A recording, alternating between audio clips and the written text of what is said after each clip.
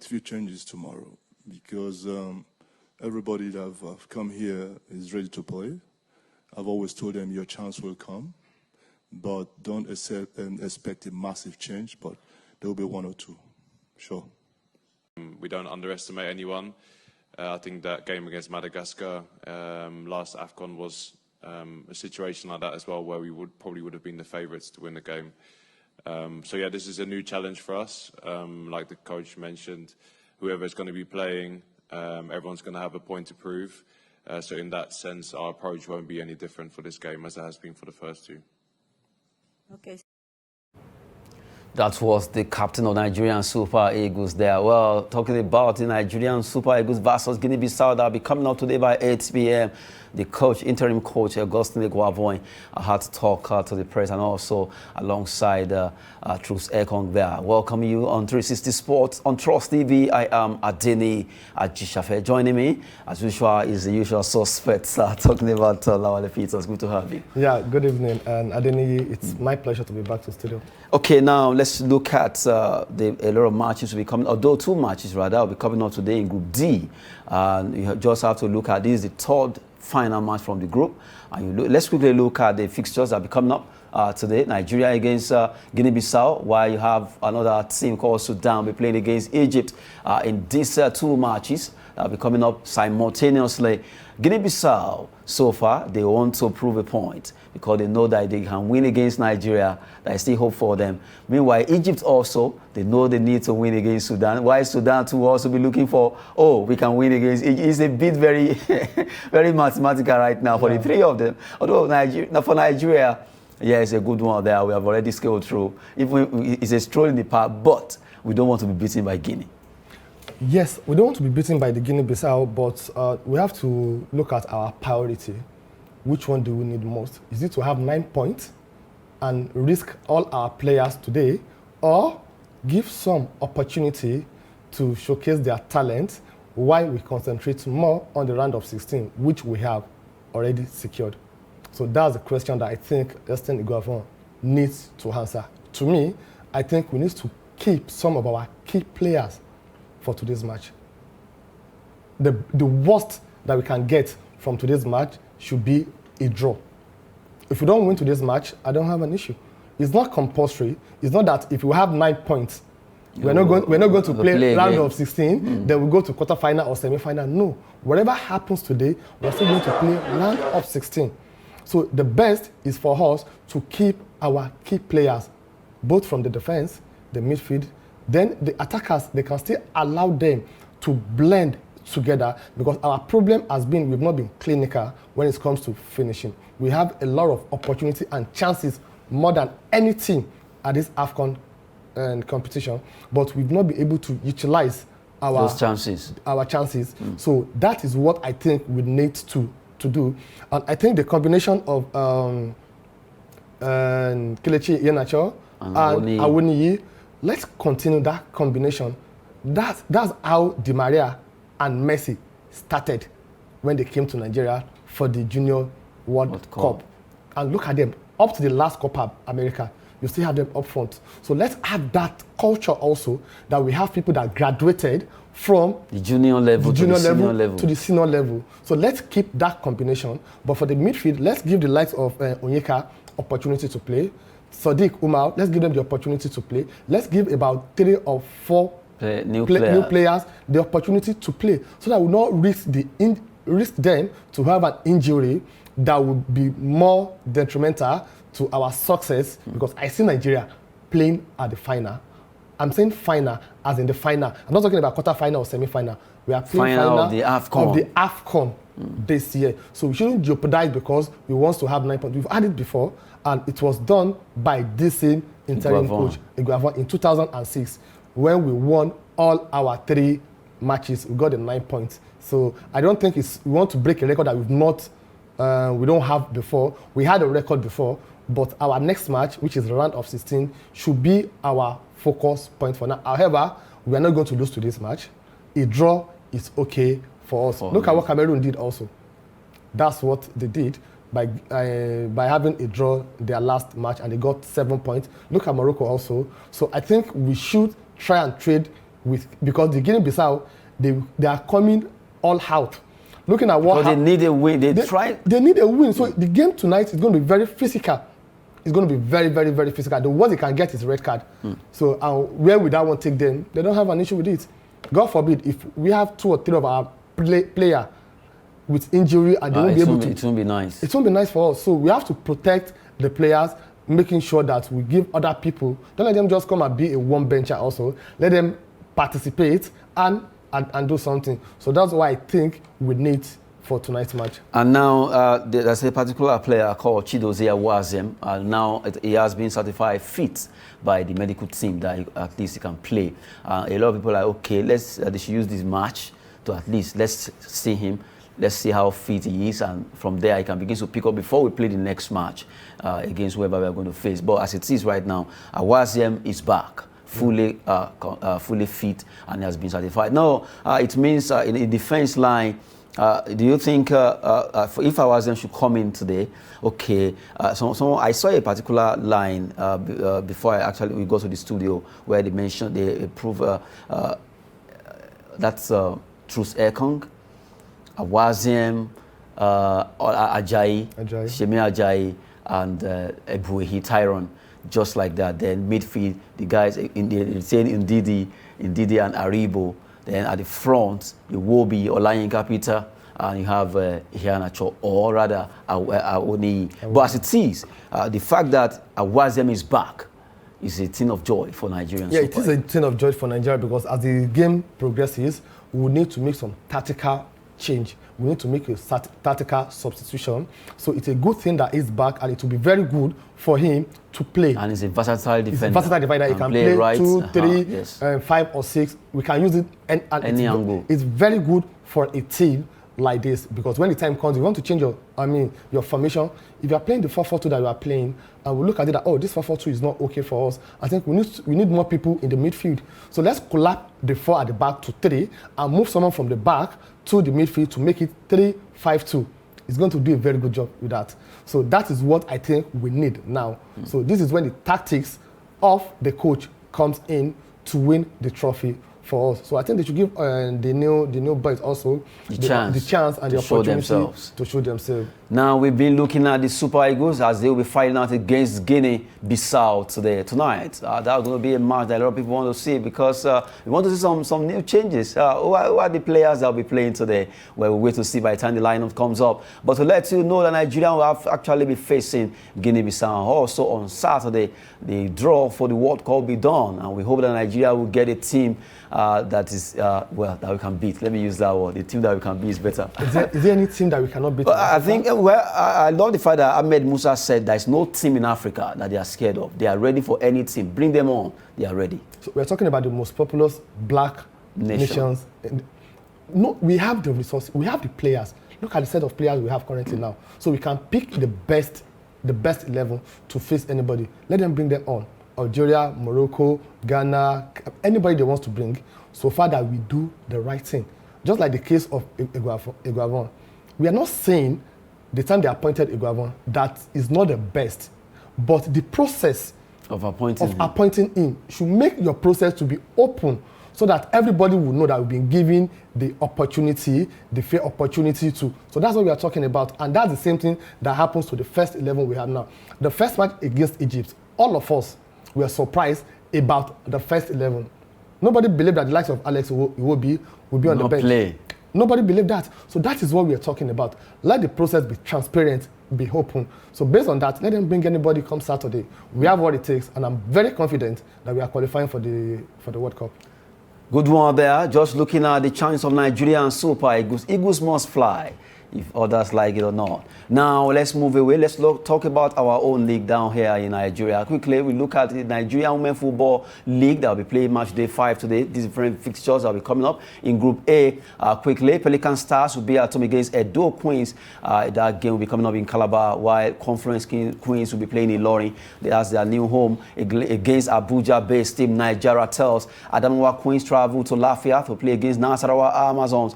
Amazons will just have to add to their own. They lost their last match against Edo Queens. They have to get it done because this is a derby in the Northern Affair. Now, looking at the Group B, also in the Nigeria Women Football League fixtures that will be coming up also today. We have Royal Queens. They will be playing in Warri against Sunshine Queens. FC Robo Queens of Lagos at the Legacy Pitch at National Stadium in Surulere against Delta Queens, while Abia Angels host Bayelsa Queens. Bayelsa Queens will be hoping to come back to the top of that group.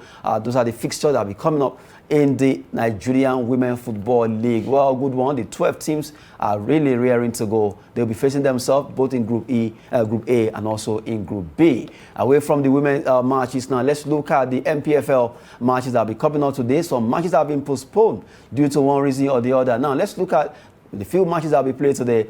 Quickly, we have Katsina United will be at home against Lobby Stars. While you have Gombe United, they travel to play against Sunshine Stars of Akure. Niger Tornadoes will be hosting Shooting Stars of Ibadan, while MFM of Lagos will be at home against Rivers United. Dakada will be playing at the Augusta Pabio Stadium in Uyo against Wiki Tourists of Bauchi, as Nasarawa travels to play against their neighbors, Plateau United, at home over there in Jos as a North Central derby. Those are the matches for today in the NPFL. Also, to let you know, as I said earlier, some matches are postponed due to one reason or the other. Like Dakada, they share the same stadium with Akwa United, so Akwa United have to postpone that match. Well, the good thing is that matches will be played here in Nigeria for the men and also for the women. At least you can watch before 8 p.m. when Nigerian Super Eagles will be playing. So there will be a chance for us to enjoy some home football matches, talking about the men and the women. Okay, I'm talking about the women, and I think it is pertinent for us to also make mention of a record that was broken yesterday. And for the first time since we started AFCON over 65 years ago, we had a female ref, yes, at the so center. That's Salima Bakasanga of Rwanda, that referred a match. It's a landmark. And the match and the entire referee crew. Yes, referee crew, and the match ended without any issue or controversy. So that is like we are saying this so that our women also will go out there today to go and do the business. To go and do the business, to watch it. That who knows, tomorrow they may be representing not only Nigeria but Africa. Now, if you look at, I think I love the fact that we've been clamoring that there should be more attention on Nigerian football development, talking about the grassroots and other sports, advocating for grassroots sport development. And if you look at it, really, it's getting better. People are beginning to organize competition. People are beginning to say, okay, come and do this. We pay you. There was a particular story where I heard that for the first time in the history of basketball, players got their appearance fee directly to their account. It has never happened. It used to be through the agent. Yeah, of course. Let's not go there. But really, for a particular competition to hold, for athletes to get, not a national, just a private competition, and athletes are getting appearance fees in Nigeria direct to their account. That's worth it. That shows that, okay, we need to begin to do things right. We can actually do things right in this country. If you want to do it. Yes. If you want to do it, you can do it right. And we have the resources to do it. We have the people to do it. What people just want is everything to be transparent. If I'm coming to play and we agree I'm collecting 2,000 naira, that 2,000 naira be paid to me. Not that you wait for 3, 4, 5 months before you pay me the money, and the money will not even be paid to me directly. I have to lobby through. No. If you can do things right and go back to the grassroots, that's why the budget of an NFF, I think we need to look at it to see how much is a mark for the grassroots development. Once we get it right from the grassroots, talk about table tennis, swimming, taekwondo, whatever name of sport you call it together, if you get it right from the grassroots, I think it will be a good thing, because the only thing that unites us together in this country is sport. This evening, by 8 o'clock, when Nigeria is playing, this is when nobody will be thinking about being Hausa, Igbo, Yoruba, Christian, Muslim, Ijaw. What we are shouting, one Nigeria, go at the same time. Why are you playing like this now? So if the government can tap into that and see the need to invest more in the game of sport, football especially, to unite us together and develop the economy. It would be a very, very, very good thing for us to do in the country. We just have to do the right thing by allowing sport to be seen as a viable sector. We shouldn't see sports sector as just mere fun where you just allow athletes to train week in and week out. But really, that sector can get the youth off the street, can put food on the table, and at least employ a lot of people. Whatever you study, you can actually work in the sports sector. We'll prove that to you one of these days. Now, quickly, let's move straight to English Premier League as we look at some fixtures also that are becoming in Europe. Earlier on, we looked at the NWFL, Nigerian Women Football League, and the Nigerian Professional Football League. Leicester City will be playing against Tottenham Hotspur today. Brentford against Manchester United. Manchester United, they just have to. They need to win this game if they really want to make a statement, because right now, it's not looking too smooth for that team. Yeah, it is not, because of the expectation when they got their new Ragnick and came in. So it has not been that bad, but not. That's one thing about Manchester United. The expectation is always too high. Very, very high. And I do normally tell them they have to face the reality. For them to get to where they used to be, it's a process. That process, Liverpool went through the process. Arsenal is going through that process. Man City, they went through that process despite the amount of money they invested before they are seeing the result. Even with the amount of money that Manchester United and Manchester City have invested, they are still they are only dominating. They are still Champions League less. Exactly. Champions League less. So they haven't. So the Manchester United also, they have to cut their expectation and face the reality that we are not the Red Devils that we used to be, but we can get there and start that process. I think that's what they need to do. So Ragnick has not really done. He has not done bad so far. If you look at the matches that he has won, so let me just say maybe it's just in the middle, not bad, not much. Yes, just average. And the expectation of Manchester United is they don't want to high. be in the middle. They want to, and sincerely, it will be an equivalent task for any coach to achieve that with the set and the kind of player they have now and their mindset. And changing coaches also, it's not really good for a team. Now, he came with his own 4-2-2-2 style, and everybody, they are complaining. The training also, it is very, very, very, very stressful for most of these players, but they cannot come out and criticize the coach or the pattern of. So that is what they are facing now. So tonight's match, I see them, and you know the Brentford also. I think their last match, they lost to Liverpool 3-0, and knowing fully what happened between them and Liverpool when they played the first leg, and last year it was 3-3, a very classic and entertaining match. But this time around, they lost to Liverpool. So Manchester United, they are going to visit them at home. And believe me, it's going to be very difficult for Manchester United to win tonight. Leicester City, Tottenham Hotspur. Looking at what happened to Tottenham being booted out by Chelsea at the AFL. Now they are going away to play against Leicester at the King Power Stadium. You look at Conte. Yes, we know how experienced he has been and being a former EPL coach or manager. Now going to against Leicester, checking his antecedents against Leicester. Do you see him winning this game? Okay, I think it's too close to call. Why? The last time Leicester City played was in December. They've not played this year at all. So they could Tottenham also, the last time they played was January 1st. They've not played after that January 1st. So both of them, they have what it takes to win tonight's match. So I'll give it to the tactics. So what do I mean? The tactics and the pattern of play of each of the team will determine who will win. And based on that, I'll give it to Conte because he has been there before. He knows what it takes. He won Premier League with Chelsea. So he has the pedigree of what it takes to win tonight's match. So I'm going to give it to Tottenham. Well, we'll just be looking at the matches that will be coming out today. Now, let's really go to Spain, Spanish La Liga fixtures also.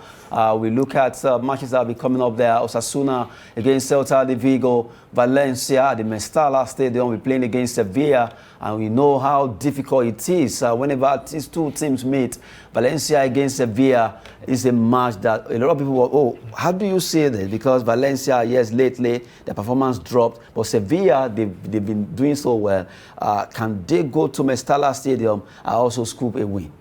Okay, I think it's something that is possible for them to do because it's something that they've done before. And if you look at the La Liga, Sevilla, they've won most of their matches away from home.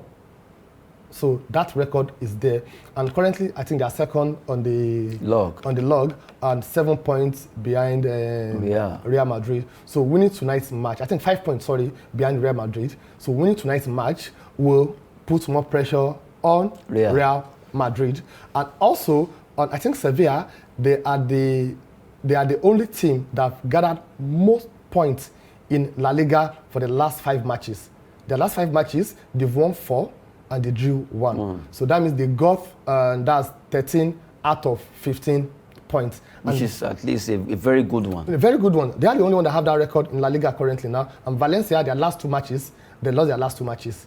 So that means it's going to be a very, very, very, very tough one. But the fact that they are also playing at the front of their fans at the Mestalla Stadium, a lot of people were like, okay, you've lost 2 matches, and now you just have to redeem your image. But the club you are playing against, Sevilla, who we know right now are really gathering a lot of storm, not make it easy for Valencia. Yeah, there's also a pressure of playing at home in front of your supporters. That pressure is there. So Sevilla, they are not playing under pressure. Valencia, they are playing more under pressure. And so that is something that I think will count for Sevilla. I see them winning tonight's match. Well, let's quickly look at, away from Spanish La Liga fixture, let's go straight to Germany and look at DFB Pokal. Some matches also be coming up today over there in Germany for their cup. Quickly, the matches that will be coming up in the DFB Pokal. Well, to let you know that we have a Nigerian, although he's only playing for Nigeria anyway, Onishiwo played yesterday over there at the DFB Pokal, but even though he couldn't, he scored for his team, Mainz 05, but it was not enough. They lost that game. But at least someone like this just have to be checked, because can he play for Nigeria or thereabout? His performance for Mainz 05, anytime that guy plays, you watch him, you'll be wondering how he performs very well for his club. Although alongside Awuni when he was there before he moved to Union Berlin, and my radar has been on that particular Onishiwo as a player. Okay, and keep your radar for the next 1 or 2 years, and let's see what happens. What he can do. Currently now we have some of the deadliest striker in the world of football in our team currently now. So it will be difficult for him to he just have to stay. So let him keep it up. And probably the time will come for him to get his invitation. Now, having it on the screen there, Hannover 96 against Borussia. Well, they'll be playing in that game there. Borussia, that should be Mönchengladbach. Borussia Dortmund are out. RB Leipzig against Hansa Rostock. That team rings bell. Hansa Rostock had Nigerian Jonathan Akpobore then when he was playing for them. Freiburg, Sheyi Olajengbesi, if you recall, play for that team. Offenheim, they'll be playing against Offenheim there. You have Hertha Berlin. Solomon Okoronko also play for that team. A lot of Nigerians have played in all these clubs in the past years. Hertha Berlin against Union Berlin, that will be coming up today. Those are the fixtures in the German DFB Pokal. Well, I think for Hertha Berlin versus Union Berlin, this is a derby, quickly, a derby between the two teams. I'm going to give it to Union Berlin, and you know the reason why? Awoni's influence. So I'm going to give it to them. And apart from their influence also, they are also doing very, very, very, very well, and they have what it takes to win tonight's derby. Well, they have what it takes to win tonight's derby. That will be the last draw on the show for this hour. We just want to appreciate you for watching. And now to you, our guests, we want to appreciate you too for talking about this particular on this particular show. But for Nigerian versus Guinea-Bissau, though you want us to play a draw, what's going to be the margin? Is it 1-1 or 0-0? No, it's going to be a draw. There will be a goal. Okay, 1-1. There's going to be a goal, but it will be a draw. Okay, that should be 1-1. 1-1 or 2-2. Okay, just want to show some banters there. That should be it on the show. There's been Olawale Peters joining us on the show for this hour. I am Adeni Ajishafe. Thanks for watching.